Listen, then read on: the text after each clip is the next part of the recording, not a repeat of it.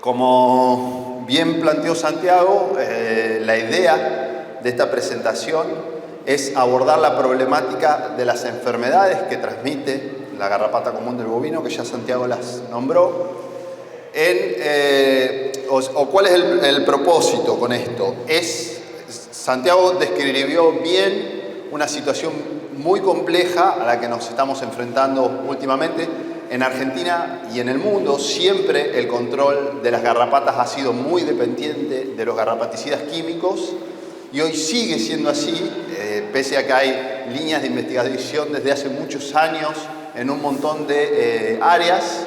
Hoy seguimos necesitando de los garrapaticidas y hoy el escenario está cada vez más complicado por lo que planteó bien Santiago de la resistencia a los compuestos acaricidas que hace fallar los tratamientos, causa problemas de eficacia, que hace que las moléculas que hoy nos van quedando, que son las más novedosas, las que menos expuestas han estado, son las más caras. Entonces los esquemas de control de garrapata se están encareciendo y cada vez hay un problema más serio por la aparición de residuos de xenobióticos, no solo de antiparasitarios, sino también de antimicrobianos, en la carne y la leche, y cada vez hay más consumidores informados y preocupados por este tema. En medio de todo ese combo aparece otro problema que Santiago lo nombró medio de costado, que es la tristeza. Aparece a terminar de embarrarnos la cancha del control de las garrapatas. No tanto la tristeza, sino esa intención que tenemos o esa pretensión que tenemos muchas veces de querer controlar la tristeza con garrapaticida, controlar una enfermedad infecciosa con un antiparasitario externo. Eso nos termina de complicar la cancha porque pilas de veces nos volvemos locos, nos empiezan a aparecer casos de tristeza, no toleramos ver ni una garrapata porque nos estamos imaginando la tormenta perfecta que viene atrás y sabemos todo lo que eso causa. Entonces, la idea para poder despejar un poquito la ecuación y poder, digamos, ante ese escenario bien complejo que hay, la apuesta del grupo de trabajo nuestro ha sido a poder mejorar, porque no vemos otra salida que el control químico de garrapata. Entonces tenemos que mejorarle la sustentabilidad, como sea. Una de esas estrategias es sacarnos el problema de las enfermedades infecciosas del medio y solamente a ese propósito venía la charla mía de hoy. La babesiosis y la anaplasmosis de los bovinos son dos enfermedades infecciosas de muy alta letalidad para los bovinos, cuyos agentes causales, que son un protozoo en el caso de las babesias y una rickettsia en el caso de la anaplasmosis, son parásitos intracelulares obligados de los eritrocitos en los bovinos. Es decir, en el único lugar donde viven en el bovino es en los glóbulos rojos. Y si bien estas enfermedades, las enfermedades causadas por estos agentes, tienen algunas similitudes, más que nada en la patogenia y en la signología clínica, que hacen que muchas veces en el campo nosotros las tratemos como si fueran una sola cosa, hablamos de la tristeza bovina, son enfermedades distintas que tienen diferencias marcadas en la epidemiología, como vamos a ir viendo, y que conocer esas diferencias y saber por medio de un diagnóstico de laboratorio cuál es el microorganismo que nos está causando el problema, nos va a dar alguna ventaja comparativa a la hora de luchar contra este problema. Una cosa importante que hay que destacar para ir entrando en tema, para que todos tengamos una misma línea de base sobre la cual plantear las cosas, es que si bien son enfermedades infecciosas, es decir, enfermedades transmisibles, donde hay un agente causal que se transmite de un bovino a otro, no son enfermedades contagiosas, es decir, no se transmiten directamente del animal que está infectado al animal que no lo está, sino que tienen un mecanismo de transmisión que nosotros le llamamos indirecto, mediado por vectores o por elementos de transmisión también en el caso de anaplasma. Bien.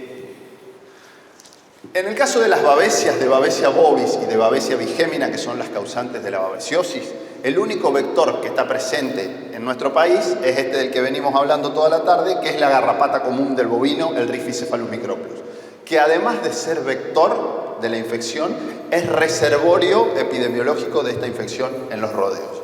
¿Y cómo es esa transmisión?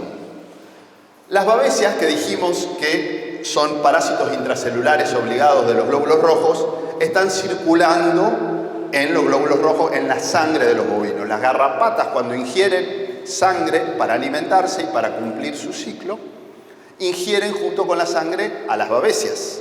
Esas babesias infectan a esas garrapatas, se multiplican en todos los órganos de la garrapata, entre ellos en los ovarios de la garrapata, que es donde esa garrapata produce los huevos. Por lo que algunos de esos huevos van a estar infectados con babesia. Las larvas que se originen de esos huevos van a estar infectadas con babesia. Y cuando esas larvas eclosionan, es decir, rompen el cascarón del huevo, salen a una pastura y acceden a un nuevo bovino y lo pican para empezar a alimentarse, le inyectan saliva. En la saliva tienen unos compuestos inmunosupresores que favorecen su éxito como parásito, tienen compuestos anticoagulantes y también inyectan babesias. Pero todo este ciclo de transmisión lleva un tiempo para poder desarrollarse. Nunca van a pasar menos de 25 o 30 días desde que una garrapata adquiere la infección con babesia por haberse alimentado sobre un bovino portador, hasta que su descendencia, la progenie de esa garrapata, logra transmitirle la infección a otro bovino. Fíjense que dije, adquiere la infección a partir de un bovino portador. La fuente de infección en los rodeos también son los bovinos portadores, que muchas veces van a estar clínicamente sanos. Son animales que ustedes los van a ver pastoreando normalmente o retosando en un potrero, y son portadores, no están enfermos de babesiosis, pero son portadores por muchos años de la infección con babesia y sirven como fuente de infección. No sé por qué no se mueve. Entendiendo eso, si el riesgo concreto para un bovino de adquirir, para un bovino susceptible de contraer la infección, no está representado por la vaca enferma de babesiosis que se le está muriendo al lado, sino que está representado por las larvas de garrapata que están presentes en las pasturas y que se generaron hace más de un mes. Entonces, si ustedes están sufriendo un brote de tristeza y saben por un diagnóstico de laboratorio que el agente que les está causando el problema es Babesia bovis o Babesia bigémina y que el riesgo está en las pasturas, no en los animales enfermos, y que esas pasturas se ensuciaron con esas garrapatas producidas hace 30 días, por ahí el solo hecho de cambiar de potrero, desde un potrero con muchísimo desafío a un potrero que tenga menos desafío, puede ser suficiente para bajar drásticamente la tasa de transmisión de babesia. En anaplasma la transmisión es diferente. Cualquier vehículo que pueda llevar glóbulos rojos parasitados con la rickettsia, que dijimos que es en el único lugar donde vive en los glóbulos rojos, cualquier vehículo que transfiera glóbulos rojos de un bovino a otro es un potencial transmisor de anaplasma. Entonces tenemos los insectos que se alimentan de sangre, como los tábanos, la mosca brava, los mosquitos pueden transmitir anaplasma. El hombre, a través de cualquier utensilio, cualquier instrumental contaminado con sangre, puede transmitir anaplasma, ya sea una aguja, un cuchillo, un descornador o un guante de tacto contaminado con sangre, pueden transmitir anaplasma. Y las garrapatas, entre ellas la garrapata común del bovino, también transmiten anaplasma. Sin embargo, ni la distribución mundial de anaplasma, ni la diseminación de anaplasma en un rodeo están condicionadas por si hay o no hay garrapatas. Una implicancia de esta diferencia de transmisión es que la distribución de la babesiosis en Argentina es idéntica, en Argentina y en el mundo, es idéntica y es dependiente de la distribución de su único vector, que es la garrapata. Es decir, hay babesiosis donde hay garrapatas, que es esta zona que les mostró Santiago hoy, una región de 64 millones de hectáreas que abarca superficies de 12 provincias del norte del país y que está poblada por alrededor de 15 millones de bovinos. Mientras que anaplasma, como tiene múltiples mecanismos de transmisión, tiene un área de distribución que excede grandemente la región endémica de garrapatas y de babesias, y ocupa una región que está poblada por cerca de 25 millones de bovinos en Argentina, o sea que casi la mitad del stock bovino de Argentina reside en el área endémica de anaplasmosis, y aparte la anaplasmosis ocurre como enfermedad esporádica en regiones templadas del país que están naturalmente libres de la garrapata, donde ocurre como brotes en el sur de Córdoba, en La Pampa, sur de Santa Fe, provincia de Buenos Aires, etc. Por año en Argentina, según algunos estudios de hace un tiempo, se pierden más de 40 millones de dólares solamente por babesiosis y por anaplasmosis. Dado que son enfermedades altamente letales, como decíamos, la gran mayoría de esas pérdidas son por muerte de bovinos. Más del 85% del dinero que se pierde por babesiosis y por anaplasmosis es en concepto de muertes de bovino. Pero también causan otras pérdidas como los abortos, la disminución en la producción de carne, de leche, los costos por tratamiento y algunas pérdidas que por ahí son más difíciles de cuantificar, pero que no son menos importantes, como por ejemplo la cantidad de horas hombre, de horas de trabajo que se dedican a tratar animales enfermos durante un brote y la alteración que eso provoca en la dinámica de trabajo de un campo. Al que le haya ocurrido un brote grande de tristeza alguna vez, seguramente sabe cómo altera la dinámica de trabajo de una explotación un brote de tristeza. Una persona que trabajaba antes con nosotros solía decir que durante un brote de tristeza no duerme nadie. No duerme el propietario de las vacas, no duerme el recorredor y no duerme el veterinario. Entonces, un efecto que a veces nos cuesta identificar de la tristeza es que le quita, no de la tristeza, como vamos a ver después, sino de cómo gestionamos nosotros la posibilidad de tristeza, es que le quita previsibilidad al sistema productivo. Lógicamente, no se ve nada, pero con la falta de previsibilidad, digamos, donde como hablábamos hoy al principio, la tristeza es percibida como un fantasma que tenemos acá, atrás de la espalda. Cada día que estamos trabajando en el campo tenemos un fantasma acá atrás de la espalda que no sabemos en qué momento va a aparecer, si va a aparecer y cuántos animales y qué sablazo nos va a pegar. Cuando ustedes tienen ese nivel de imprevisibilidad con enfermedades que son tan letales, lógicamente lo primero que aparece es el miedo, el temor a que nos agarre, no vaya a ser que me agarre un brote de tristeza. Y con el miedo aparecen un par de malas decisiones asociadas. Uno cuando toma decisiones con miedo, toma malas decisiones. Un ejemplo de eso es el uso de compuestos garrapaticidas, del cual venimos hablando, que muchas veces por temor a los brotes de tristeza dejamos de hacerlo como algo programado, planificado, como tendría que ser cualquier práctica de un calendario sanitario, y se transforma en algo espasmódico, reactivo, donde se enferma una vaca y salimos a ver en qué góndola podemos encontrar qué cosa para tirarle arriba. Y eso conduce muchas veces al uso abusivo de garrapaticida. Y los problemas asociados al uso abusivo de garrapaticida ya lo vienen hablando con Santiago toda la tarde, pero van más allá de lo que te cuesta pagar una ronda de tratamiento y tienen un impacto bastante más allá de los límites perimetrales del alambrado del campo, porque el riesgo de que aparezcan residuos de antiparasitario en alimentos de origen animal es una amenaza, de antiparasitario y de antimicrobiano, que muchas veces se usan por miedo a la tristeza. Es una amenaza a la seguridad alimentaria de la gente que va a comer esa carne y es una amenaza al rol del norte de nuestro país como exportador de carne. Yo no quiero decir que hay que dejar de usar garrapaticida, porque justamente todo lo contrario, pero tenemos que usar los antiparasitarios externos con el propósito de disminuir el impacto productivo que tiene la parasitosis por garrapata. Y tenemos que usarlo de manera planificada y sobre una base racional, no sobre una base emocional, no sobre el miedo, si los queremos usar durante muchos años, si queremos tener un control sostenible de las garrapatas.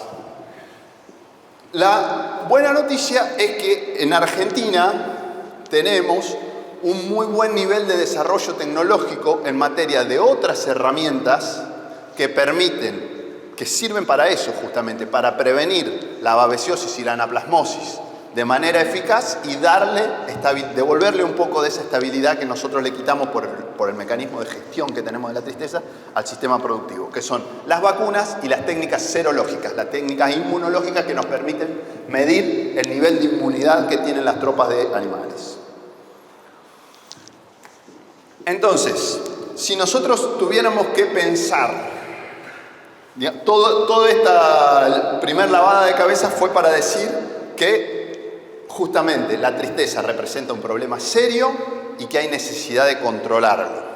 Ahora que ya sabemos que tenemos las razones suficientes para controlar el problema de la tristeza, la pregunta que se desprende lógicamente es ¿cómo? Bueno, yo voy a presentar el sistema epidemiológico de Babesia y Anaplasma esquematizado acá, hecho un dibujito para simplificarlo. Podríamos imaginarnos nosotros el sistema epidemiológico de Babesia y de Anaplasma como una máquina con muchos componentes que ahí están representados por los engranajes, o una cadena con varios eslabones, donde la presencia de cada uno de esos componentes tiene que estar para que haya enfermedad. Y sacar cualquiera de esos componentes del sistema anula la posibilidad de enfermedad. Es decir, tiene que haber una fuente de infección, tiene que haber alguien que lleve la infección, que es un vector, y tiene que haber un animal que una vez que se infectó sea susceptible de enfermarse. Si esas tres cosas no se dan en simultáneo, no va a haber brotes de babesiosis o de anaplasmosis. Entonces son todos puntos claves.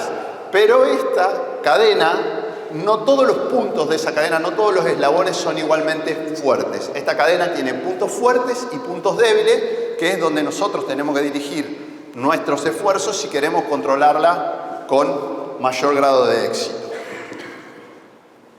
La fuente de infección es un punto fuerte de estas enfermedades en el sistema. Como dijimos, una gran proporción de los bovinos que viven o que vivieron en áreas endémicas de Babesia y Anaplasma son portadores, aunque clínicamente ustedes los vean sanos, son portadores de la infección y sirven como fuente de infección para los demás bovinos. Una vez que se infecta, un animal permanece como portador durante meses e incluso años. En el caso de Anaplasma, un animal que se infecta permanece como portador para toda la vida, es como un SIDA de los bovinos. Y en el caso de las babesias, en el caso de Babesia bovis pasa algo bastante similar. Los animales están 4, 5, 6 años infectados con la babesia después de que se curaron de la enfermedad. Y en el caso de Babesia bigémina, si bien las persistencias de la infección son más cortas, del orden de los 6-7 meses en los bovinos, es un microorganismo que tiene la capacidad de pasar entre generaciones de garrapatas, se hereda de madres a hijas, aunque el bovino al que estaban picando no se haya infectado. Entonces, en el área endémica de Babesia y Anaplasma los portadores son muchos. Identificarlos, saber de nuestros, como clínicamente son inaparentes, identificarlos requiere usar técnicas diagnósticas que son costosas y limpiarlos químicamente de esa infección, esterilizarle la infección, es caro y no siempre es posible. Y es por eso que nosotros decimos que la fuente de infección es un punto fuerte de estas enfermedades. Otro punto fuerte que tienen estas enfermedades es el vector. En el caso de Anaplasma, como dijimos, tiene múltiples mecanismos de transmisión. Entonces ahí es donde radica la fortaleza. Muchos de esos vectores que tiene Anaplasma son imposibles de controlar por nosotros, como por ejemplo los dípteros hematófagos, los mosquitos, los tábanos, la mosca brava. Ahí es donde radica la fortaleza de Anaplasma. Y en el caso de Babesia, si bien la Babesia tiene un solo vector presente en nuestro país, es impracticable controlar la transmisión de Babesia controlando la garrapata con garrapaticida como lo hacemos actualmente. ¿Y por qué? Es la pregunta. En la gran mayoría de los casos, la decisión de usar o de aplicar un tratamiento garrapaticida es una decisión reactiva, decimos nosotros. No es una decisión que está planificada de antemano, sino que es una decisión reactiva. Vemos garrapatas, nos molesta ver los animales con garrapatas y decidimos aplicar un tratamiento. El estadio de Rhipicephalus microplus que transmite la infección con Babesia bovis, por ejemplo, es la larva, la larvita de la garrapata. Es muy chiquita, casi no se ve. Cuando la garrapata llega al estadio, que ustedes la pueden ver a simple vista desde un caballo, la transmisión hace 20 días que ocurrió. No es ese que ustedes ven ahí, ni los más chiquitos que ven ahí, el estadio que transmite Babesia bovis, sino ese otro. Imagínense pretender estar atento que aparezca ese bichito arriba de una vaca para desencadenar un tratamiento y díganme si vamos a tener alguna chance de evitar con un tratamiento acaricida la transmisión de Babesia. Y otra cuestión tiene que ver con el mecanismo de acción de los compuestos garrapaticidas. Los únicos garrapaticidas que logran evitar la transmisión de babesia son los garrapaticidas que nosotros les llamamos garrapaticidas de contacto, que a las garrapatas las matan instantáneamente, antes de las 72 horas, que es lo que le lleva a esas larvitas transmitir babesia bovis. Esos garrapaticidas de contacto son de muy corta residualidad. Tienen un poder residual absoluto de no más de 3 días. Por lo tanto, no logran protegernos a los bovinos de un desafío que se sostiene en el tiempo, como el que puede representar una pastura llena de larvas de garrapata que nos puede desafiar a los animales durante 90 días. Imagínense proteger animales por un periodo de 90 días con un tratamiento que tiene 3 días de actividad. Tienen que meter 30 tratamientos. Eso, en condiciones comerciales, es inviable. Y los otros garrapaticidas, los garrapaticidas sistémicos que tienen más residualidad, como la ivermectina o el fluazurón, tardan muchos días en hacer efecto y por eso tampoco pueden evitar la transmisión de babesia. No apareció.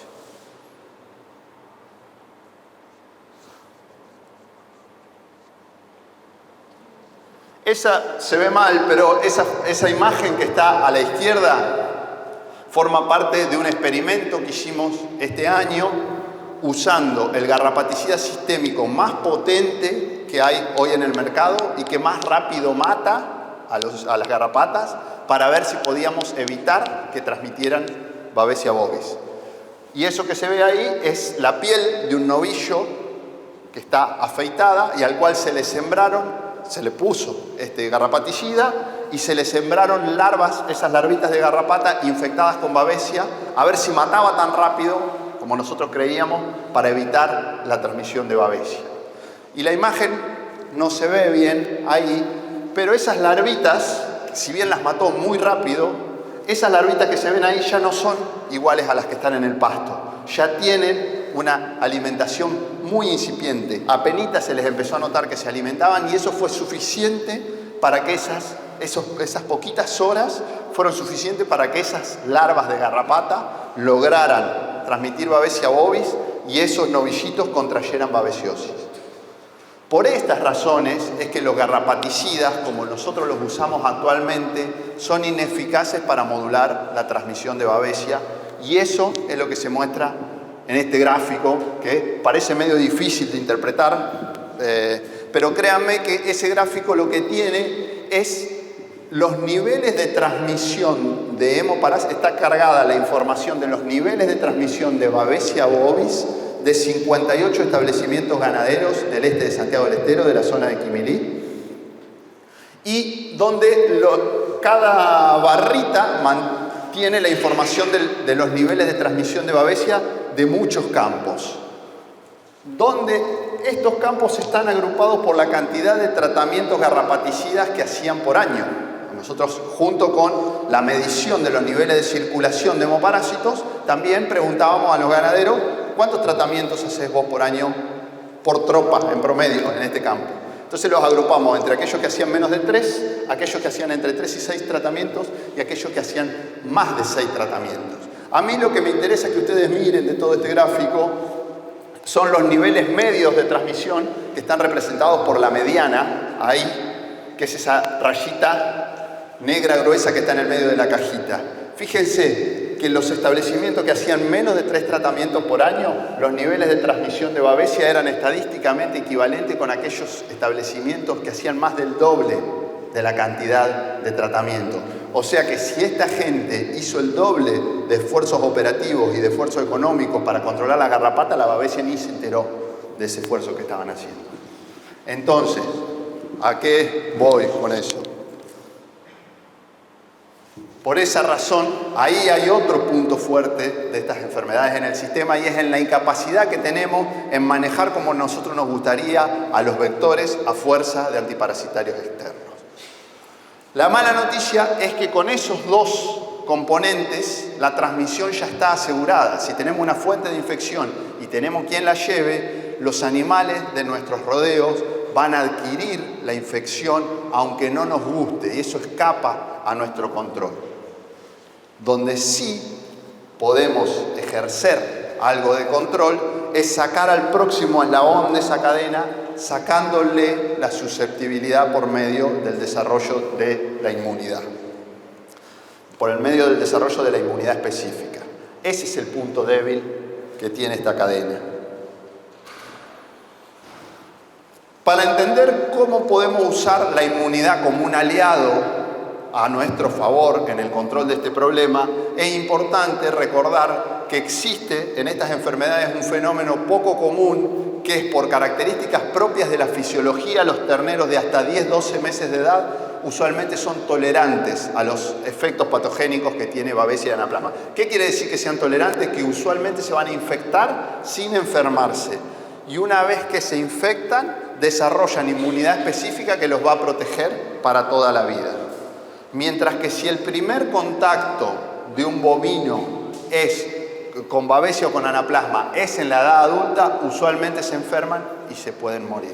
Entonces el secreto es que esas infecciones que, como decíamos, muchas veces son inevitables y van a ocurrir en el momento que menos nos demos cuenta, que esas infecciones, que todos los animales de nuestros rodeos se infecten a una edad temprana y desarrollen inmunidad específica para estar protegidos para toda la vida. Ahora, eso no es novedoso. El control de la tristeza a partir de la inmunidad tiene más años que la tristeza misma. Pero hay una trampa que nos hacemos a nosotros mismos, que nos hemos hecho siempre, es esta: asumir que porque una tropa nació en la zona sucia de garrapata, en un establecimiento sucio con garrapata, o porque les vimos garrapata, esa tropa tiene buenos niveles de inmunidad específica a nivel poblacional, es decir, todo el grupo de bovinos está protegido por tener inmunidad específica contra Babesia bovi, Babesia bigémina y Anaplasma marginal. Es tan común como equivocado escuchar a la gente decir: este rodeo conoce garrapatas o está garrapateado, asumiendo con eso que no se va a enfermar. Para eso existen las pruebas serológicas, que lo que hacen es revelar cuántos de los animales de una tropa tienen anticuerpos que son sinónimos de tener inmunidad específica, y cuando nosotros conocemos la proporción de los animales de una tropa que tienen inmunidad, sabemos si están protegidos o no. Esas técnicas nosotros las empezamos a usar hace algunos años para hacer estudios, caracterizaciones regionales y nacionales de los niveles de inmunidad que se conseguían naturalmente. Este estudio no se ve muy claramente, pero se hizo hace varios años en el sudoeste de la provincia del Chaco, en la zona de Villa Ángela, en 33 establecimientos ganaderos. Se fue a tomar muestras de sangre de tropas de terneros de 33 establecimientos ganaderos y encontraron y se analizaron los niveles de inmunidad específica que alcanzaban esas tropas naturalmente, por exposición a la acción de los vectores infectados. Y encontraron que solamente de los 33, solamente 3 o 1 de cada 10 habían desarrollado naturalmente los niveles de inmunidad mínima. Este estudio lo hicimos unos años más tarde en el este de Santiago del Estero, en la zona de Quimilí, y encontramos algo parecido.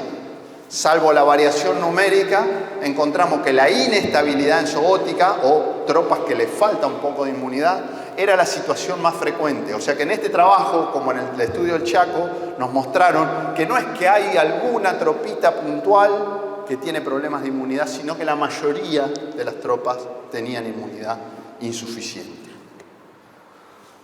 Donde además existía una gran variación entre establecimientos de la misma zona respecto de los niveles de inmunidad que se alcanzaban.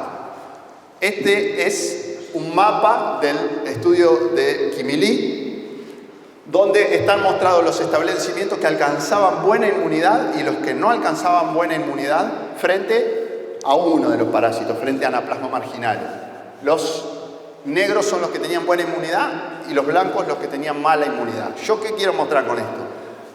Que establecimientos con situaciones epidemiológicas bien distintas eran vecinos muchas veces, alambre de por medio, porque los niveles de transmisión de hemoparásitos y los niveles de inmunidad que se consiguen naturalmente muchas veces están determinados por decisiones de manejo que tomamos a diario inadvertidamente y que las vamos a seguir tomando, como por ejemplo cambiar una tropa de potrero, o asignar servicio más tarde o más temprano, o poner determinado antiparasitario para que los terneros no se me embichen en el ombligo. Un montón de decisiones de manejo que tomamos en la diaria que hacen que las tomamos nosotros y nuestro vecino no las toma, y a esas decisiones terminan obedeciendo los niveles de inmunidad que se consiguen. Por lo tanto, no hay una zona que a ustedes les permita decir, los terneros que se compran de esa zona me aseguran un nivel de inmunidad. Donde además existe una gran variación entre años en los niveles de inmunidad que se generan. En este estudio se midieron los niveles de inmunidad que se generaban en las tropas de terneros de un solo establecimiento al que se lo siguió durante 10 años en el norte de la provincia de Corrientes, en la zona de Verón de Astrada. Para los que conocen, es una de las zonas del país más favorables para el desarrollo de la garrapata. Fíjense, esos son los destetes de cada año. Fíjense el gran nivel de variabilidad que existió entre años y entre parásitos respecto de los niveles de inmunidad que se conseguían. Y lo más notable es que en ninguna de esos 10 años las tropas estuvieron protegidas contra los 3 hemoparásitos por exposición natural.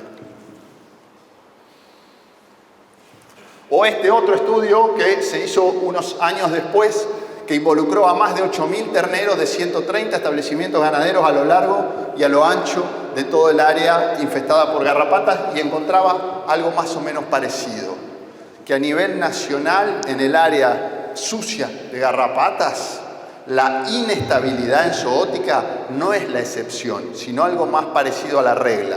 O dicho de otra manera, si ustedes me traen una tropa ciega de cualquier lado del país, yo tengo que asumir que esa tropa no tiene inmunidad a menos que demuestre lo contrario o a menos que haga algo al respecto. Entonces, si ustedes tienen una tropa de animales, una tropa de bovinos que reside en el área donde el problema está establecido y con la cual no quieren tener problemas en el futuro, la decisión la tienen que tomar cuando son terneros y cuando todavía tienen margen de maniobra, cuando todavía pueden medir el nivel de inmunidad, y si el nivel de inmunidad no es el que tiene que ser, tienen la chance de corregirlo. Y para eso tienen dos caminos. Uno de los caminos es sacar muestras de sangre a los animales de esa tropa a una proporción, a un 10% de la tropa con un mínimo de 20 muestras y un máximo de 100. Sacar sangre, mandar a medir anticuerpos y establecer en base a eso si los niveles de inmunidad mínimos se alcanzan o no se alcanzan y hace falta vacunar. Si se alcanzan, está todo bien; si no se alcanzan, vacunan. Y el otro de los caminos que tienen, si no quieren andar midiendo, si se quieren evitar desangrar, es asumir que no tienen inmunidad, que como dijimos es la más frecuente de las situaciones, y vacunar a todos. Lo que ya no pueden hacer en base a toda la información de la que disponemos hoy es asumir que por el único hecho de que nacieron en la zona sucia con garrapatas tienen buenos niveles de inmunidad, porque ahí van a estar tomando la decisión ustedes, que les va a quitar la previsibilidad de saber si se me viene un quilombo, perdón la palabra, de tristeza o no.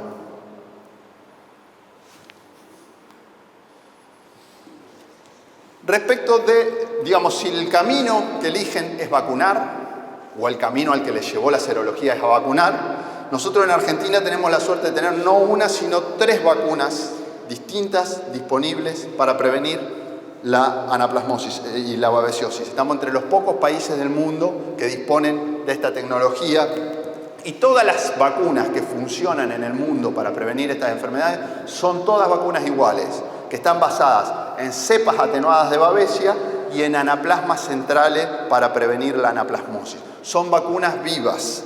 Como tales, tienen una serie de consideraciones que ustedes tienen que tener en cuenta para su uso.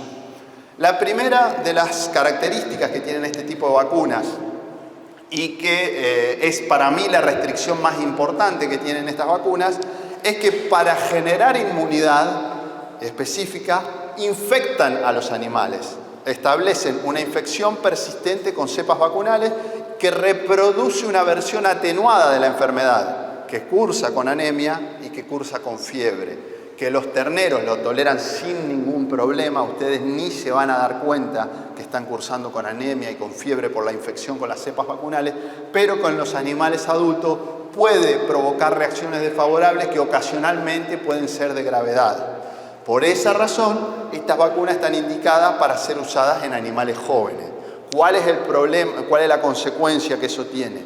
Que es un abordaje, o sea, la prevención de la babesiosis y de la anaplasmosis usando vacunas es un abordaje que me sirve para el mediano, para el largo plazo, donde necesariamente va a haber un periodo de transición desde que yo decido empezar a poner la vacuna hasta que la totalidad del rodeo adulto, que es el más susceptible de enfermarse de tristeza, está cubierto por haber sido oportunamente vacunada. Y además, para mostrar toda la protección que pueden mostrar estas vacunas, necesitan hasta 70 días de tiempo desde que las administraron. Por eso no son herramientas adecuadas para usar durante un brote, porque si yo en un brote voy a conseguir protección dentro de 70 días, ya perdí la mitad de la hacienda para de acá a 70 días. Entonces yo no puedo esperar a tener el problema para incorporar esta herramienta en los calendarios sanitarios, sino que si sé que el problema se puede establecer en mi establecimiento, tengo que actuar ahora. Y otra característica muy importante de las vacunas vivas es que son muy dependientes de la viabilidad, es decir, de que los microorganismos que componen esa vacuna, de que las cepas vacunales que están ahí adentro, logren llegar a los animales en condición de infectarlos y establecer una infección que persista durante unos cuantos meses para generar inmunidad. En ese sentido funcionan más parecido a la vacuna de brucelosis, que se dan una sola vez en la vida, que a una vacuna de mancha o de enfermedades respiratorias, que son vacunas inactivadas y que ustedes necesitan dar varias dosis para aumentar la protección que les genera la vacuna. Pero como son vacunas muy dependientes de que los bichitos que estén ahí adentro lleguen vivos adentro del animal, si ustedes estas vacunas las van a usar en animales que son de zona limpia, con el propósito de inmunizarlos y trasladarlos a zona sucia, lo que nosotros recomendamos es que entre 60 y 100 días después de que ustedes hicieron esa inmunización, evalúen por serología cómo les funcionó esa inmunización. Y que si no tienen posibilidad o no tienen ganas de evaluar, asuman que algo pudo haber fallado y den una segunda dosis, no con el propósito de mejorar la respuesta en los animales que ya lograron respuesta, porque no van a lograr eso, porque la misma infección que se queda a vivir en el animal hace de efecto booster, sino con el propósito de infectar a los animales que no pudieron infectar con la primera dosis. Y ahora yo me quiero, a ver si podemos, ahí se ve un poquito mejor. Yo me quiero detener un segundo en analizar las fallas que muy ocasionalmente ocurren para la prevención de la babesiosis y de la anaplasmosis con este tipo de inmunógenos. Y quiero presentar los resultados de un estudio que se hizo ya hace algunos años en Argentina que analizó justamente eso. Las fallas que habían ocurrido, o sea, los casos de babesiosis y de anaplasmosis que habían ocurrido sobre bovinos vacunados, sobre bovinos inmunizados en un periodo de 5 años. Lo primero que encontraron en ese momento fue que eran fenómenos de ocurrencia bastante infrecuentes. En ese momento encontraron que afectaban solamente al 1% de los rodeos vacunados. Que en la gran mayoría de los casos se trataba de animales que no tenían experiencia previa contra garrapatas, es decir, animales que eran de zona limpia que se inmunizaban para ser trasladados a zona sucia, que mayormente afectaban a los biotipos Bos taurus, como hablaba hoy Santiago, y que generalmente se trataba de problemas de anaplasmosis. Entonces yo quiero que analicemos juntos con un poco más de detalle a todos estos factores de riesgo que más usualmente acompañaban a esas fallas de vacuna. Lo primero que ustedes tienen que establecer ante un abordaje de intentar explicar un problema es la primera diferenciación que hace falta hacer es entre tener insuficiente cobertura y tener insuficiente protección, que son cosas distintas. ¿Qué entendemos por una inmunización que tuvo poca cobertura? Cuando 60, 100 días después de que yo hice esa dosis de vacuna, voy, saco sangre y al menos para uno de los 3 hemoparásitos que yo tengo que lograr inmunidad, menos del 90% de los animales que yo vacuné tienen anticuerpos. Voy, saqué sangre y si menos del 90% tiene inmunidad contra una de las babesias o contra anaplasma, ese rodeo tuvo mala cobertura, esa inmunización falló por alguna razón, que puede ser la producción, la preservación, el transporte de la vacuna, la aplicación de la vacuna o porque le dieron un antimicrobiano mientras los animales estaban en la reacción de la vacuna. Razón por la que haya sido esos animales no lograron que más del 90% de esa tropa tenga inmunidad contra los 3 parásitos. ¿Cómo se mide? Por serología. ¿Cómo se corrige? Si los animales están en edad de vacunación, se pone una nueva dosis de vacuna y listo. Pero también ocurren casos donde la cobertura es buena, pero la protección no es suficiente. Es decir, animales que yo fui, saqué sangre, tenían anticuerpos y que después, eventualmente, en algún momento, se enfermaron de babesiosis o de anaplasmosis. Ahí la cobertura es buena y la protección es insuficiente. ¿Dónde están relacionados mayormente la mayoría de estos problemas? Acá, alrededor de la protección, como dijimos, vieron que la mayoría de los casos eran casos de anaplasmosis. ¿Por qué? Bueno, vamos a intentar explicar un poquito algunas de las cosas de las que fuimos hablando. Una cosa de las que hablamos es que la mayoría de los problemas se manifestaban en animales adultos que no habían tenido experiencia previa contra garrapatas. ¿Por qué? Porque animales de zona limpia que eran inmunizados para mudarlos a zona sucia. Un animal que no está adaptado a convivir con garrapatas, en la primera parasitación con garrapatas, si la parasitación con garrapatas es muy alta, sufre una inmunosupresión. La garrapata, como parte de la estrategia evolutiva como parásito, la garrapata lo que inserta en el animal cuando lo pica es el hipostoma, es una parte de su cuerpo. Ese hipostoma tiene antígenos y estimula una respuesta inmune. Si el animal tiene una inmunidad sólida, competente, lo que va a hacer es repeler esa infestación por esa garrapata. Entonces, para poder tener éxito como parásito, la garrapata en la saliva tiene inmunosupresores y anticoagulantes para poder alimentarse.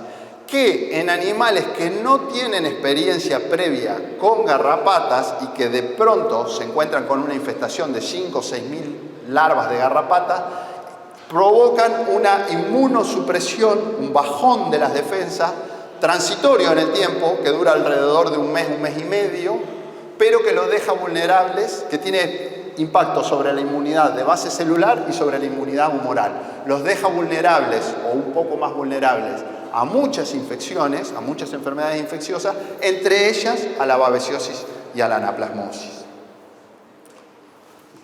Donde además los bovinos que no están adaptados a convivir con garrapatas también y principalmente aquellos que tienen algún grado de subnutrición o que no tienen todos los requerimientos nutricionales completos, en las primeras infestaciones masivas, cuando se enfrentan con muchas garrapatas, experimentan algún grado de anemia por el efecto de la parasitosis por la garrapata. ¿Cuánto le puede caer el hematocrito? Hay un valor que nosotros hablamos cuando hablamos de las enfermedades anemizantes, que es el hematocrito, que significa qué porcentaje de la sangre son glóbulos rojos. Una vaca que está bien, un bovino que está bien, tiene un hematocrito de 30%. Los animales que están anémicos tienen niveles inferiores a 30%. Cuando el hematocrito es de 18 puntos para arriba, se considera que es una anemia moderada.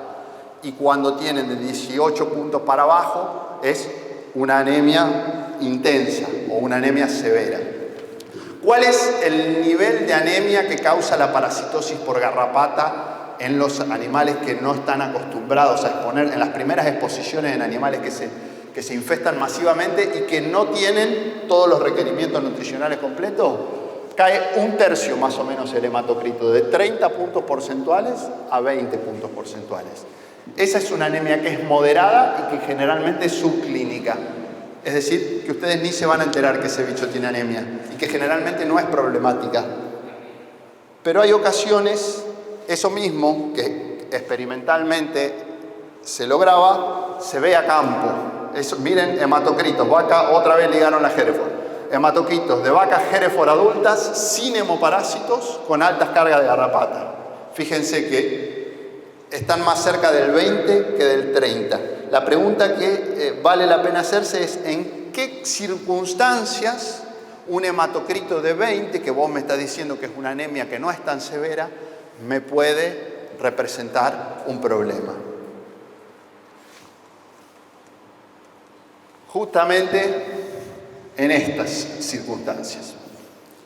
Seguramente ustedes, si alguna vez fueron a una charla de tristeza y alguien habló de vacunas, les habrán dicho que para prevenir la anaplasmosis nosotros usamos anaplasma centrale, que no es el mismo microorganismo que causa la anaplasmosis en el campo, que es el anaplasma marginale, que es un microorganismo que está emparentado y que les va a dar inmunidad cruzada parcial, decimos nosotros como lorito en todas las charlas. ¿Qué significa que la inmunidad sea cruzada y sea parcial? En esa tabla están resumidos los resultados de algunos experimentos de protección de vacunas basadas en anaplasmas centrales de prevención de la anaplasmosis en tratamientos experimentales hechos en distintos lugares del cono sur de América. Y la pregunta que yo pretendo responder con este cuadro es la siguiente. Son dos preguntas. La primera pregunta que vale la pena hacerse es: ¿un animal que está protegido por haber sido vacunado con anaplasmas centrales, si se encuentra con el anaplasma marginal en el campo, no se va a infectar? Sí, se va a infectar. Yo les garantizo que se va a infectar. Y la otra pregunta es: ¿cómo mata la anaplasmosis? Es una enfermedad anemizante. Un animal que está protegido por haber sido vacunado con anaplasmas centrales, cuando se encuentre con marginales, ¿le va a dar anemia? Sí, le va a dar anemia.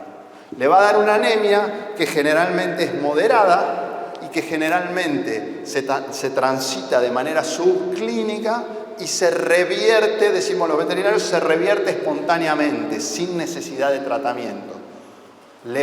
Si ustedes vieran el hematocrito o la concentración de glóbulos rojos de la sangre, viene así en un animal inmunizado con anaplasmas centrales.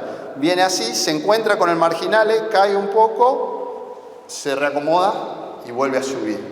La gran mayoría de los bovinos transitan la anemia que produce esa adecuación de la inmunidad, cuando nosotros tenemos inmunidad contra centrales y nos enfrentamos con marginales, lo transitan de manera inaparente. ¿Cuánto les puede caer el hematocrito a un animal por esa parcialidad de la protección que dan las vacunas? Un 30%, entre un 30 y un 40 y pico %. O sea, de 30 puntos porcentuales podían pasar a 20. Eso, como decíamos, generalmente es subclínico y generalmente revierte de manera espontánea. El problema es que a campo muchas veces eso se da en bovinos adultos que están inmunosuprimidos por haber tenido infestaciones muy masivas con garrapatas y que ya parten de una línea de base más baja porque tenían anemia por las garrapatas. En vez de tener un 30% de hematocrito, tenían un 20%. Si a un animal que tiene un 20% de hematocrito, el hematocrito le cae un tercio más, un tercio de 20 son 7 puntos más o menos, pasamos a tener un hematocrito de 12, 13 puntos porcentuales, donde son circunstancias en las que por más que se dé lo que esperamos que se dé, la protección puede ser insuficiente. Entonces, en resumen de toda esta perorata, es importante en animales que no conocen garrapatas que la primer adecuación a vivir con garrapatas sea lo más paulatina posible. Y eso se logra prestándoles más atención en las primeras temporadas de garrapata ahí yo puse con esquemas eficaces de control. que la carga de garrapata que le toleren a los animales que están viviendo su primera infestación con garrapata sea menor que la que toleran en el resto del rodeo. Acompañarlos un poquito con garrapaticidas en la primera transición a esos animales inmunizados. Y de mi parte, nada más.